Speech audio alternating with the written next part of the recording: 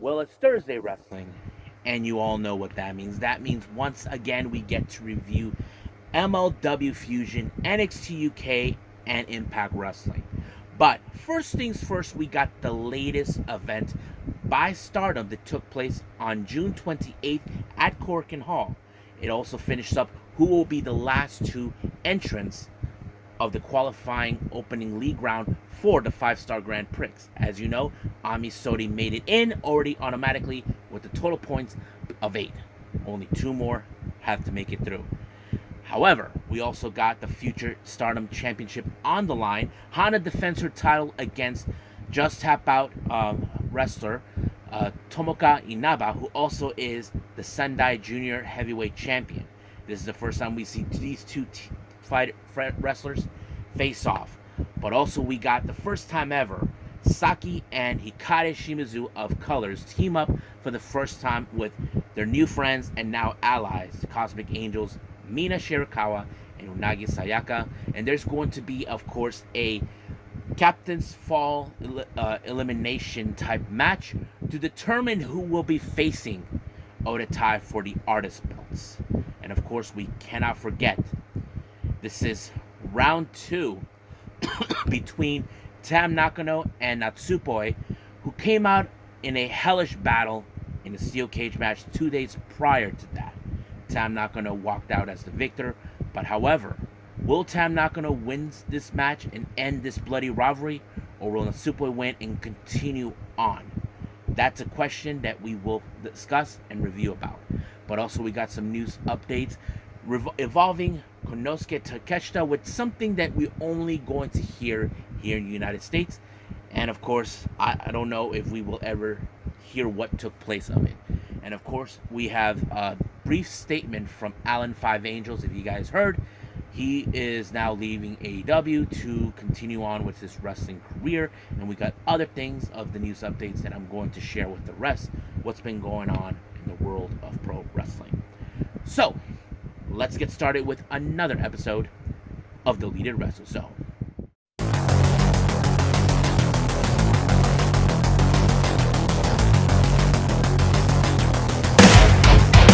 Are you ready? Get up, get up! Get up, get up! Get up, get up!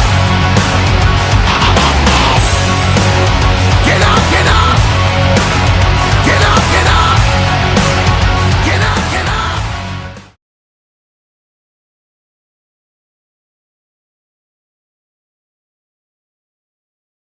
Welcome everybody to Deleted Wrestle Zone. All things that is pro wrestling with AEW, NXT, New Japan Pro Wrestling, Impact Wrestling, the National Wrestling Alliance, various promotions, wrestlers, matches, and championships. I am your host, J-Rod here. So, let's begin with Stardom at Korakuen Hall on June 28th. As you know, this comes out 2 days after Fight to the Top, where we had some amazing matches taking place, and not to mention 2 steel cage matches. Now, our opening 3 matches that we had are revolving the qualifying matches in the main race for the 5-star Grand Prix. As I mentioned before, Ami Sodi had reached the potential to make it through with 8 points in total, which was the amount of points that she needed to enter. However, only 2 more spots were available. So, let's discuss that. In the A block, we have Rina versus Momo Kogo. Now, these 2 ladies automatically do not actually make it through, but however, they do finish with the total points of each 4 points. So basically, no one from the A block win, thanks to Momo Kogo, who actually picked up a very huge victory on Rina. Now, to our next match, this is part of the Block B. We have Hina versus Saya Ida. Now, this was a very intensified match. Not to mention, Saya Ida is one of the strongest powerhouses for a girl of her size. You know for a fact she wants to be involved, and she picked up an amazing victory against Hina. But however, she finished with 5 points. Basically, she has the highest currently in the entire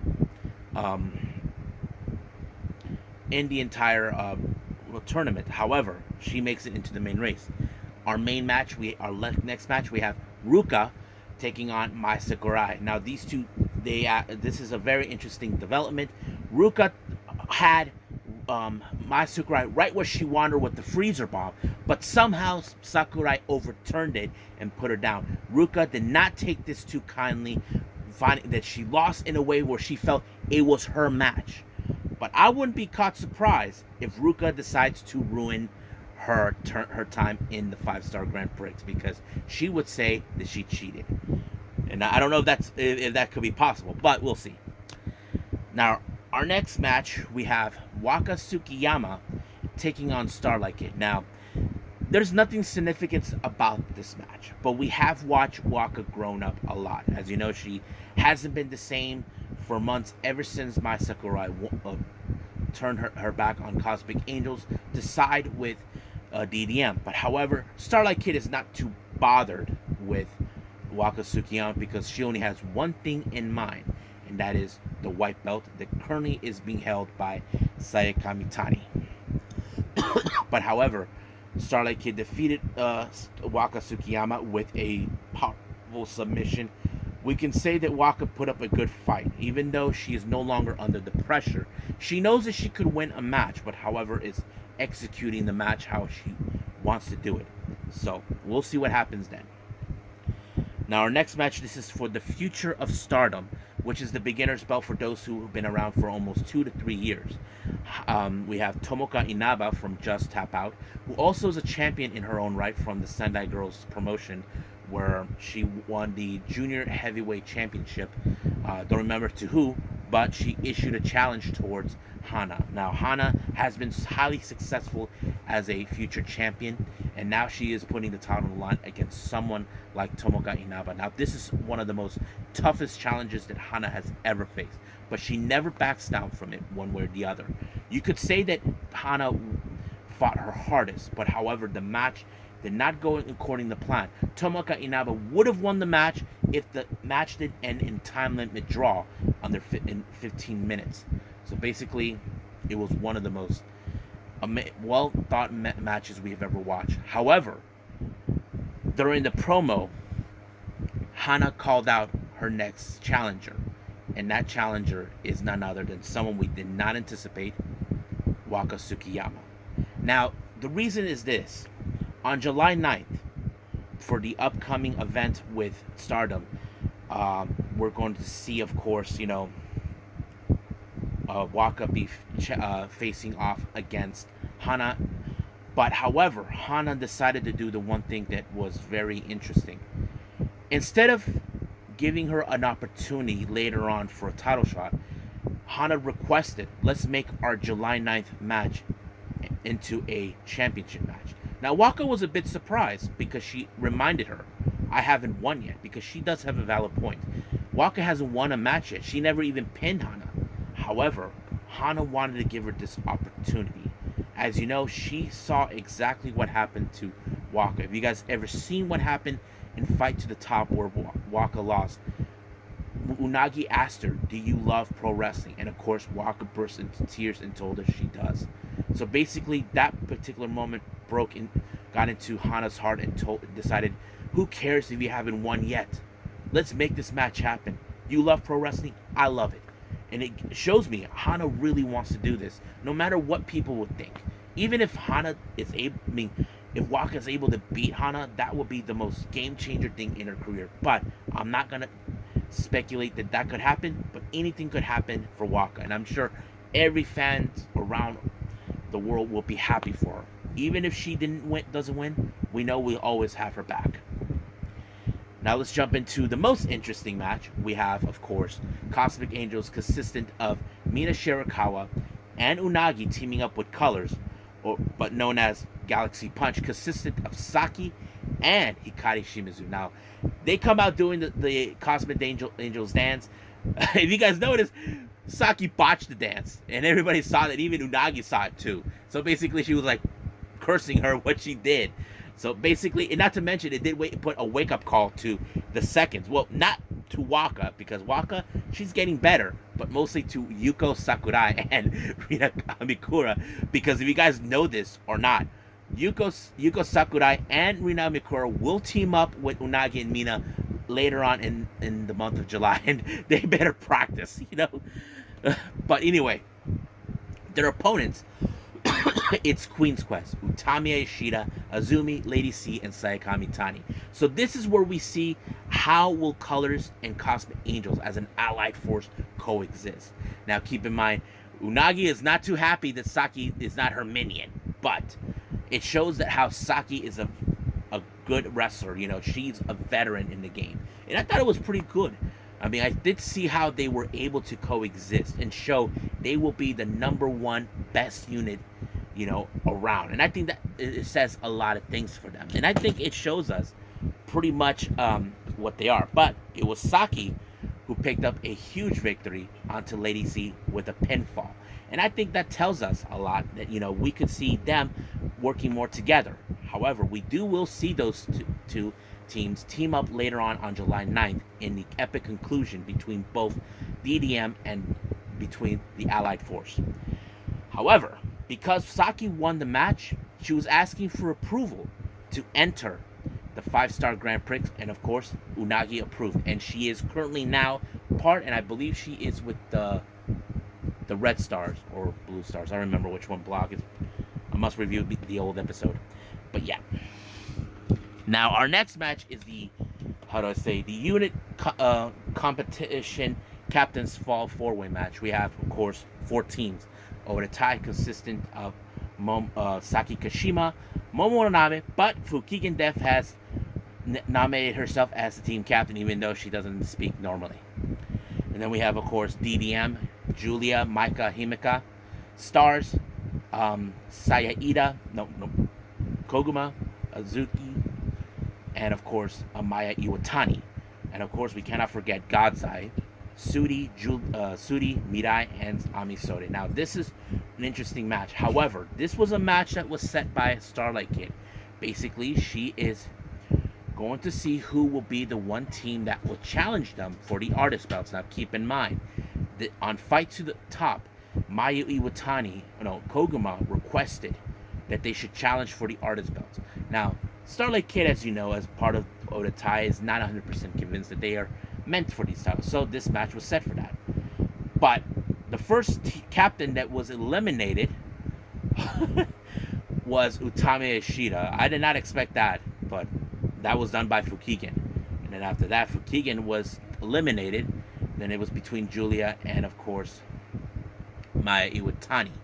So basically, that kind of set out. But however, it was Julia who picked up the victory when she pulled a suplex onto Mayu on the apron of the ring, allowing her to win. And of course, as you know, DDM are doing everything in their power to get their momentum back ever since Sudi and Mirai left. But the real question is, as you know, Julia and Maika lost to Odatai at Fight to the Top when they teamed up with Mai Sakurai. But the real question, will having Himeka be a big factor to change that?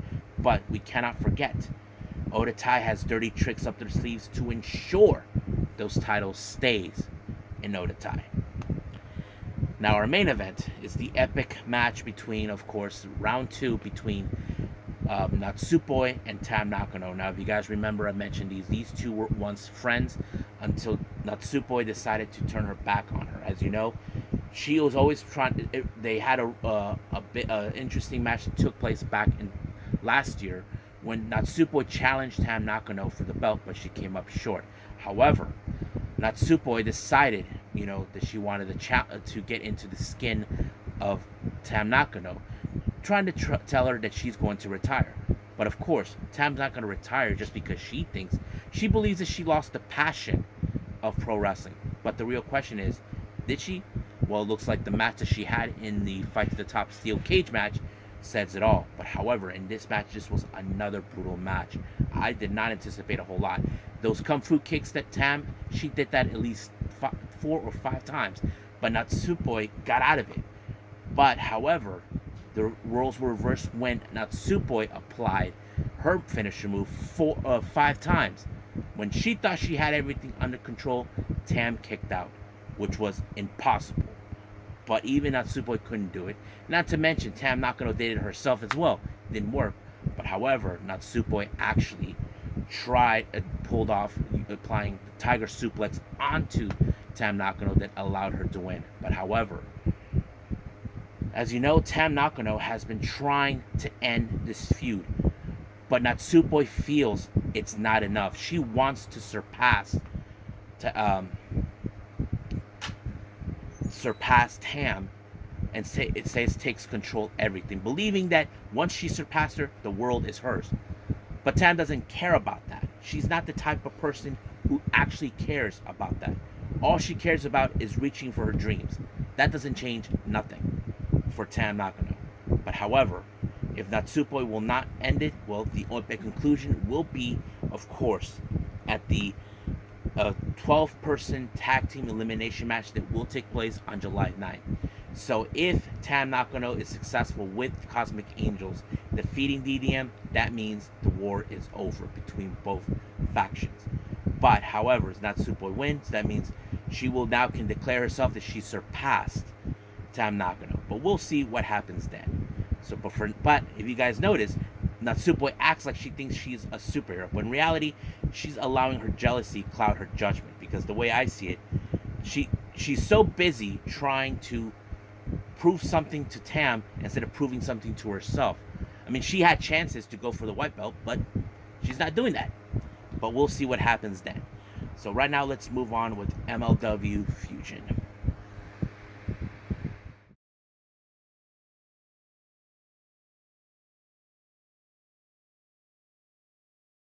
Okay, so let's talk about MLW Fusion number 151. It opened up with, of course, the Samoan SWAT Team making their presence known. Now, as you know, Jacob Fatu had his fair issues with Caesar Duran for a while because Fatu has been trying to get his hands back on the MLW World Heavyweight title, which he was unable to do thanks to the circumstances by the old leader of Contra. We're talking about Joseph Samael, who we haven't seen for quite some time. However, this is the introduction of Juicy Finau and Lance Anoa'i, who is a member of the Anoa'i family as well as Fatu.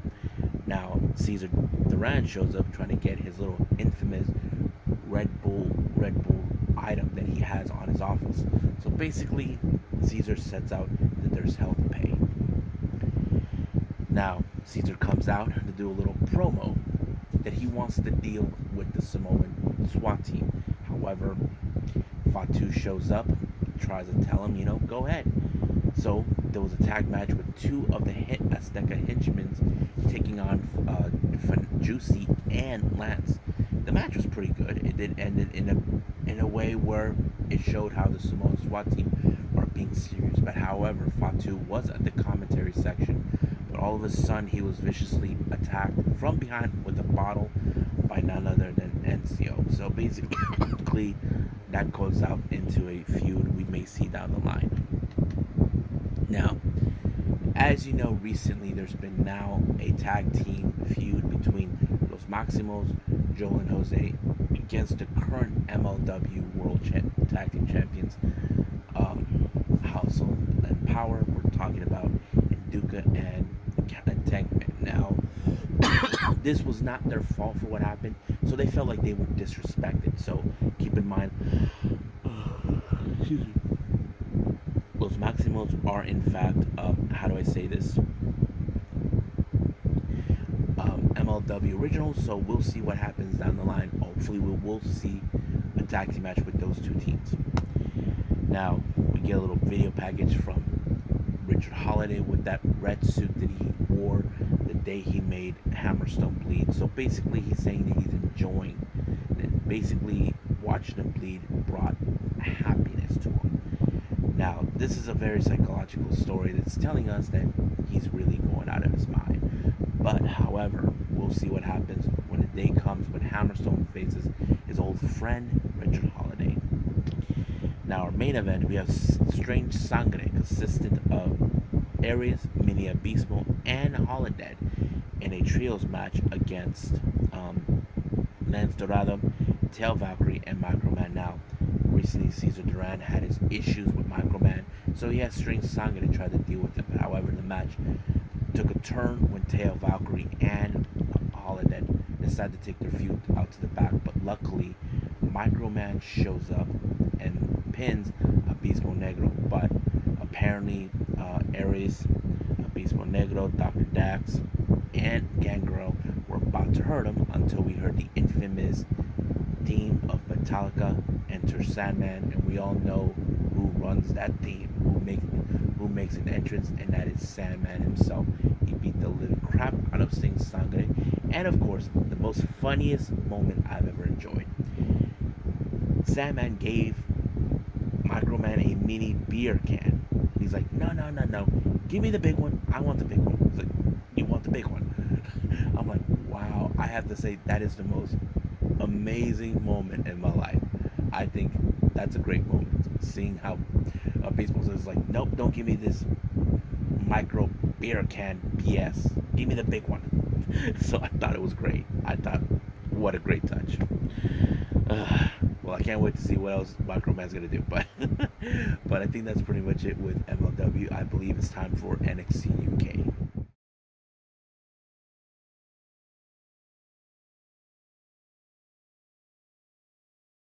Okay, NXT UK. It opened up with the sudden return of that Blair Davenport. Now, keep in mind, Davenport was out for 5 months due to a a bad injury she obtained during her match against Meiko Satomura.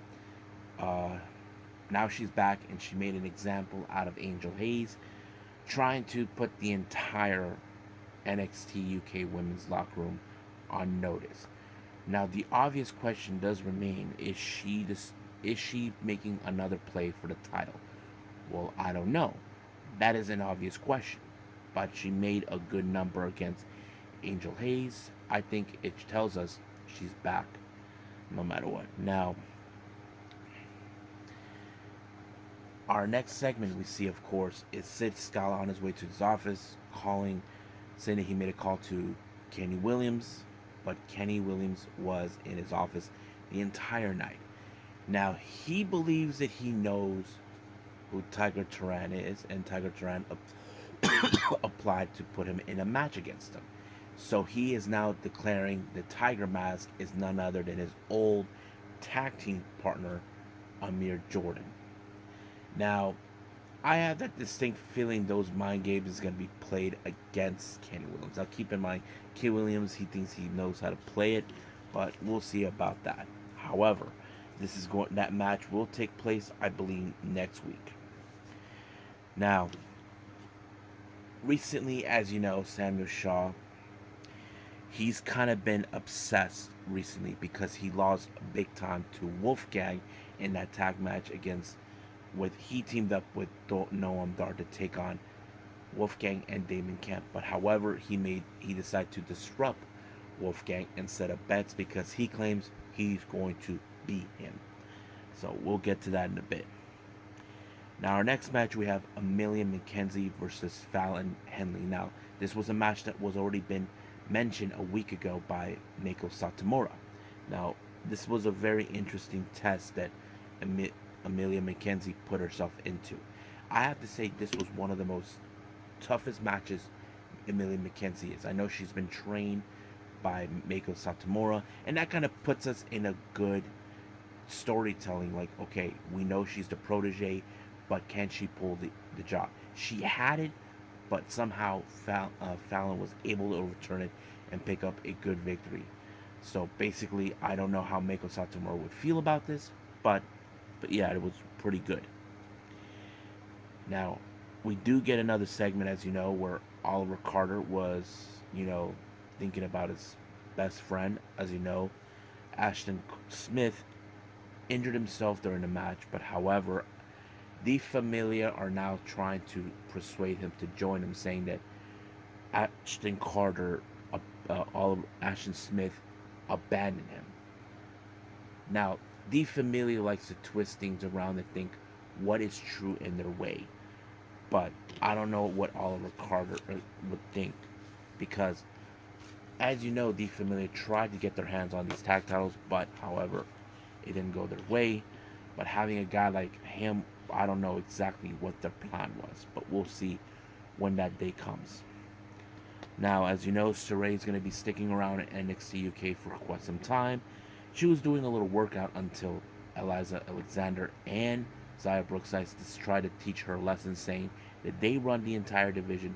But however, Mako Satomura and Emilia Mckenzie decided to teach them a lesson. So Mako Satomura put herself in a match with Saray against Brookside and Alexander. Now, I don't know how Emilia would think about this, but it kind of was a little interesting. Now, our last match, it's Shaw Samuels versus Wolfgang. This was a very good calculated match by Shaw Samuels. Tried to disorient the left shoulder of Wolfgang, but Wolfgang did everything in his power to keep him at bay as much as possible, even putting some feeling on his left shoulder, and not to mention Noam Dar, the weasel that he is, got himself involved, but he was taken out by, of course, Noam Dar. But luckily for something, I did not see what I thought I saw. Wolfgang kind of did like a somewhat buckshot lariat, but instead of the lariat, it was more of a spear type, and I thought that was an amazing move. But the real question is, how is Shaw Samuels going to treat this? He's always declared himself that he is the best British pro wrestler in the entire country, even though he thinks that others wrestlers like the Gallows Boys they are a disgrace to that. But we'll see what happens then. Now, our last segment of the show ended with Trent Seven addressing the fans of what he did. He believes that Tyler Bate has changed, that it was his fault that things have fallen apart. And he declared that Tyler Bate is not coming back, but the fans don't believe that. He will come back, but probably stronger than they ever were. And as soon as he was leaving, a fan came out to attack him. The security guards were able to stop him, but Trent Seven crossed the line by kicking him in the groin. The security did not like that, but he believes that he did the right thing. However, in exclusive content, the security guards were disgusted for what he did to that fan. So basically, he was not happy that they're siding with him. But however, Sam Gradwell got into his face telling him that I did some terrible things, but what you did was despicable. So basically, Gradwell knows the type of things he did, but the things that Trent Seven did, that's something he would never do. So basically, it's like that. We could see a possible match between Gradwell and Trent Seven down the line, but we'll see when that day comes. So I believe let's do our last review, and I believe is Impact Wrestling.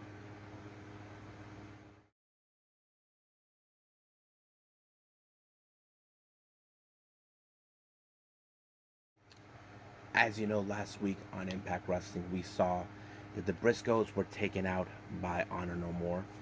What we did not see at the end of the show, this was exclusive content, that the Good Brothers are out. They're not going to be involved in that teaming up with the Good Brothers and uh, what's his name, James Storm. However, they have to find new partners. But however, James Storm, he is the kind of guy who tries to look at the brighter side, try to find it other ways. Now they think he was crazy, even though he was self-aware, knowing it's a crazy idea, but let's try it.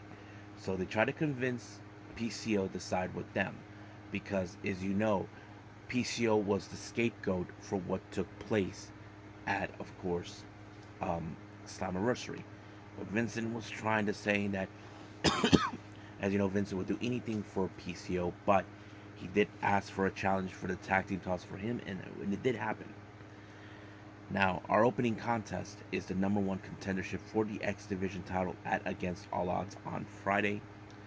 But however, this one was between Trey Miguel, Chris Bay, Laredo Kid, and Steve Macklin. Now, I have to say, the only commonality in this one, who is the bigger threat, is Steven Macklin. Now, if you guys remember, Steve Macklin, he is a tough SOB, one of the most, how to say, most predictable wrestler ever. But however, Trey Miguel did everything. One thing that amazed me is the way he won the match. He did a Meteora on Chris Bay, but he moved out of the way. Then he did like a somewhat version of a stomp of a cave-in Meteora type that allowed him to win. And of course, Mike Bailey, who is our current X Division champion is watching on. So he is now becoming prepared. Who will he be facing at Against All Odds?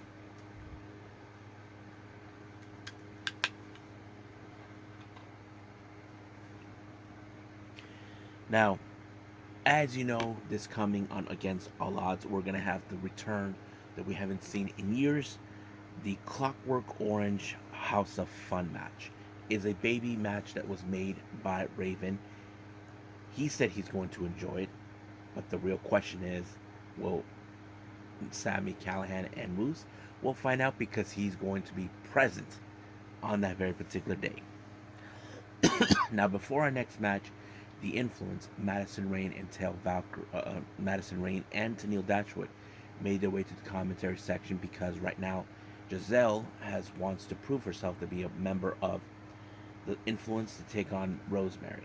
I have to say it was kind of interesting that it was going. However, Rosemary seemed like she had everything under her control, but things was later turned by the Influence to ensure that uh, Giselle Shaw won the match, and she did, and she proved herself. So most likely she will be now possibly the third member of the Influence. However, later on, as you know, we saw that Rosemary and Tail Valkyrie needed help, so they contacted someone from Rosemary's past, and we're talking about Father James Mitchell. So basically, what's happened? um, Father James Mitchell said that he has seen her roaming around the whatever realm they're in, and of course, Rosemary asked her all hands on deck because they know they need more reinforcements. Now, Havoc hasn't been seen since she lost to Masha Slamovich, so that is much been clearer from day one from there.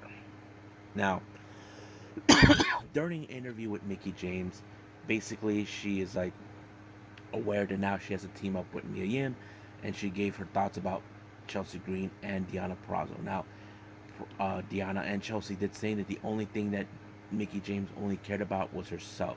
So that's what they think. But the real obvious question is, will she get along with Mia Yim? So basically, Mickie James tried to take matters in her own hands, but luckily Mia Yim was able to there to save the day. Now, Savannah Evans, along with Tasha Steelz, takes on Jordan Grace. Now, keep in mind, Tasha Steelz has already cashed in her rematch clause, so she will have her rematch against All Odds. But, however, I think she sent Savannah Evans to soften her up before against All Odds. But, however, somehow Jordan Grace will use whatever power she can get against a big individual like Savannah Evans and won the match. But Tasha Steelz is confident enough to believe that title is returning back to where it rightfully belongs. Now, with another interview coming in, we had Josh Alexander saying he's proud that he won the match at Slammiversary. But the real obvious question is, what's going on with Joe Dorian and Diener? Was this an elaborate attack by Eric Young? But the obvious question is, no one knows what. But keep in mind, Joe Dorian has been undefeated for almost a year and a half in singles competition. So, however, will Josh Alexander be that guy to do that? Well, we'll find out soon enough. Now, we got our Impact World Tag Team titles. We got Honor No More Vincent and PCO taking on the Good Brothers. I have to say it was a pretty good match because it showed that the Good Brothers are a fighting champion, that they're willing to do whatever it takes to deal with Honor No More, but somehow they were able to pick up the victory on Vincent thanks to Carl Anderson. But however, the match later turned into a beat up ground by Honor No More, try to beat down the Good Brothers, and of course, what's his name? James Storm. But however, Chris Harris shows up, tries to deal with them, but they know they're trying to tell him to go home because he can't wrestle. But however, Eddie Edwards wanted to just make him, suffer. But luckily, oh, I got kids. He showed up, and they took matters in their own hands. So they took down everyone from Honor No More. But later on, it was shown Heath is willing to step in as the fourth member for that match, and Chris Harris also did it. So we see America's Most Wanted reunite, possibly for one last time, and take on Honor No More. Now, our last match is Ace Austin versus Alex Zane. Now, this match was tell the story about how the Zane and Austin became good friends in Japan, but however, things went to a turn where Austin joined, of course, what's their name? Oh, yeah, Bullet Club, and all this and that. It was a pretty good match. I say I loved it. It was amazing. Exactly what X Division is all about. But however, Chris Bay got involved, but it did give Ice Austin to pull up the fold. So basically, he might have put Alex Zane in the rearview mirror. But to let everybody know, Alex Zane is now back in Japan. He will be participating in New Japan and in GLEAT as well. Now, our main event is the match that was ruined by Honor No More, Frank Kazarian versus Chris Sabin. That match was also amazing. So basically, it was more like insane. But the one thing that was really kind of like, what the fudge, is where um, Kazarian kicked out when Sabin applied the cave-in cross or something like that, and it, it was insane. But he tried again, and it was the second charm, and it won. I have to say, what a great match. I think I love the last two matches were amazing. I like the one with Zane and Austin, and so is Kazarian and Sabin. So kudos to that. So we're done reviewing with this. Let's move on with some news updates.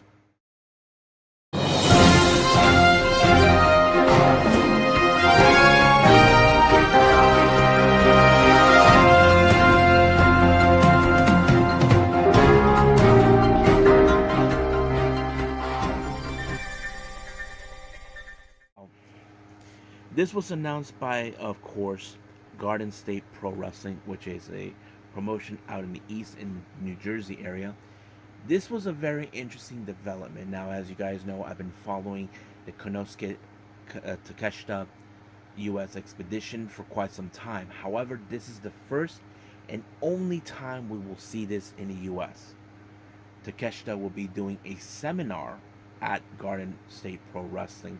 This will be the only time that he'll have. It's going to be on July 23rd.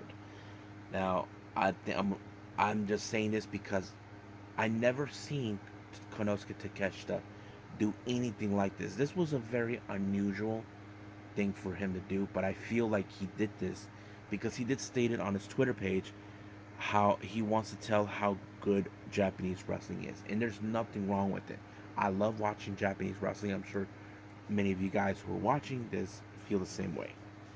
But in relations to Konosuke Takeshita, this was announced by Terminus 3. It was announced for a match. We're gonna have Jonathan Gresham versus Konosuke Takeshita. I'm like, holy balls! This is gonna be a good one, guarantee.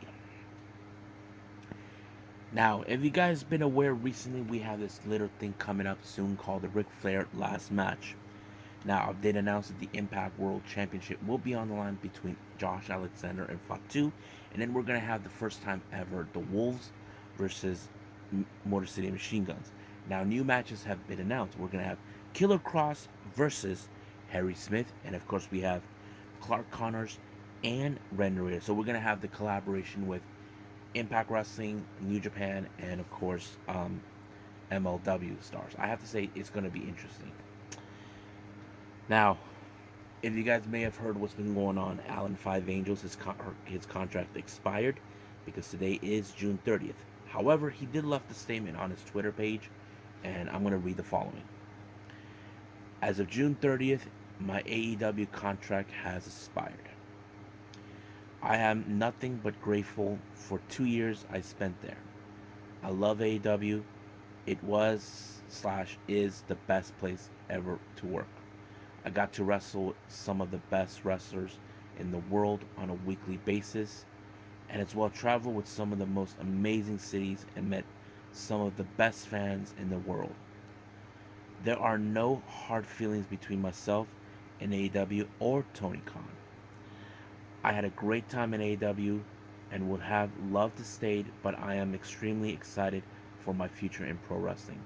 I am 24 and I look at this as my wrestling career be, just a beginning. Now I get to show everyone how good I really am. Now I'm grind harder than I ever have before.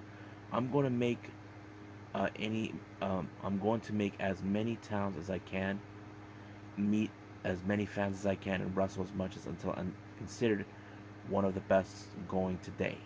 Thank you all for all the support and kind words. I hope we all you all will continue to follow my journey. A's in the chance. So he looks like he's in good spirit. Basically, looks like his AEW career was nothing for the best moments. As you know, AEW has done great things for wrestlers, who've been there, and I think it shows us that when we look at WWE wrestlers, whenever they say "good luck in your future endeavors," they make it sound like you'll never succeed. AEW are the opposite of that. They know that if they don't want to be there, we understand. We know you can thrive somewhere else, and it teaches them what can you do in pro wrestling that you may never be taught. And I think that tells us that. So yeah.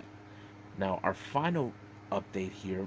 This was a very interesting one. This was told by many news outlets. Um, Santana will be leaving AEW in the fall. Now here's what's been going on. Turns out that Santana tweeted this back in April about saying he got 128 days left. So basically, that's what's been going on. But there's now been reports coming out saying there has been some issues between him and Ortiz. Now, there was no specifics on what, despite the fact that these guys known each other for many years, and it was strange. But here's another indication that I did not pay attention. Ruby Soho mentioned um, that Kingston was very close with Mox and Ortiz, but there was no mention of Santana. So it looks like there's been some issues going on with them. But however, in recent time, um, Santana has been making bookings on his own for a month. So basically, we may see him in some of the independent wrestling scenes. That is something we can definitely follow. So hopefully, we get to see him wherever we go. If you guys know, he was injured during the Blood and Guts event, so hopefully he'll be okay. But we'll follow him and support him wherever he goes. We'll see what happens then. So I believe it's time to call it a day. Well, I hope everybody enjoys this episode. Coming up, as you know, we have AEW Rampage and NXT Level Up. However, I will be reviewing GCW Dead on Arrival, which is the latest one. I haven't yet to seen it, but I can't wait. But I'm also thinking about, before that, review the latest Tokyo Pro Wrestling event. I'm kind of curious to see how that one goes. But for the time being, I'll see you guys in the next DWZ time. Same DWZ channel. I must bid all of you adieu. So, goodbye. Mwah. And have a nice day.